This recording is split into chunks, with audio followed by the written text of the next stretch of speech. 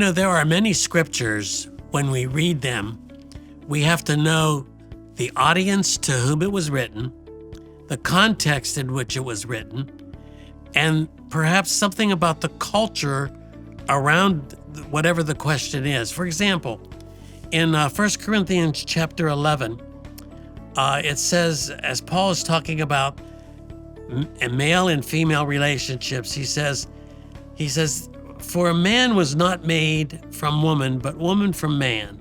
Neither was man created for woman, but woman for man." And then he says this, "That is why a woman ought to have a symbol of authority on her head because of the angels." Now, many people have looked at that verse and have failed to go through the necessary homework to figure out, A, what is the context? To whom was this instruction addressed? Why was it given to them?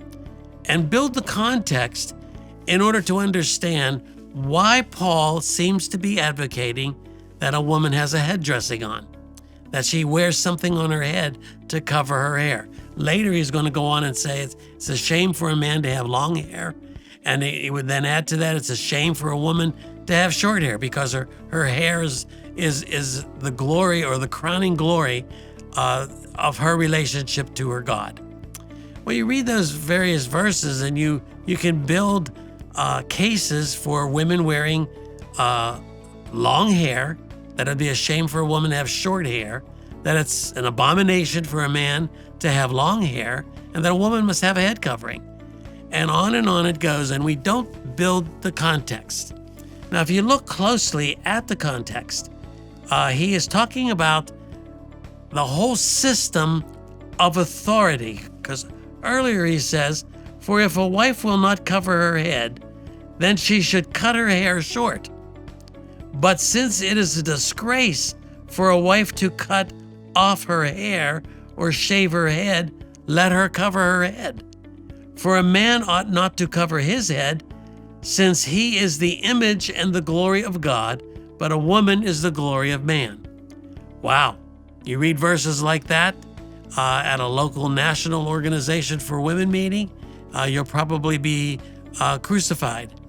Because out of context, it looks like man, or the male image, the male is the image of God, and the woman is the image of man. That makes her look like she's inferior. Well, later in that same passage, he would talk about the relationship that Jesus has with his Father. And he would compare the relationship that Jesus has with his Father to the relationship that a woman has with her husband and that a man has with his God. In other words, he's establishing a system of authority, a structure of authority within the context of marriage. Now, it is not necessary today for a woman to wear a head covering. It's not the length of her hair or his hair that's in question here. In that particular culture, many women shaved their heads who were sacred prostitutes. It was their way of saying, "I am better than the man," because they were considered sacred prostitutes. So they would shave their heads. And so what Paul's saying is, when you begin to shave your head that way, you're representing in our culture what simply can be defined as rebellion, that the women were rebelling against God's ordained structure of authority. Now today, the symbol of authority that a woman wears and that a man wears is a wedding ring. The symbol of authority is right here. My wedding ring symbolizes to the world around me, as I wear this, that I am one man who belongs to one woman.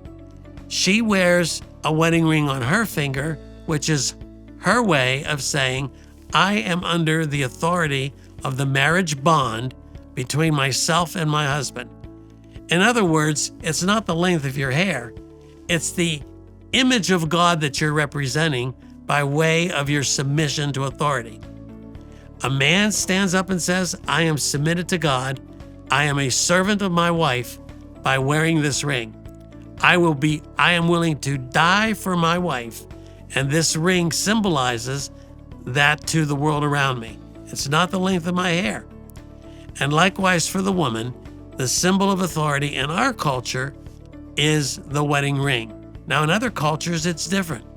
But that's the principle that Paul is getting at. We tend to land on the rule, quote unquote, or what seems to be the command, and we miss what that command is pointing to, the principle that goes behind it. In 1 Corinthians 11, it has nothing to do with the length of hair. It has everything to do with how we are representing authority to the world around us. For a woman in that culture, it was her hair. For a woman in this culture, it is that wedding ring. Likewise, it is with a man. I hope this helps.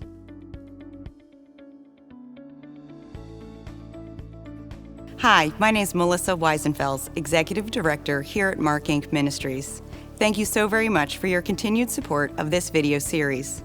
Ask Dr. Betters is not meant to be a substitute for professional counseling, but instead is designed to extract biblical principles around the questions being asked.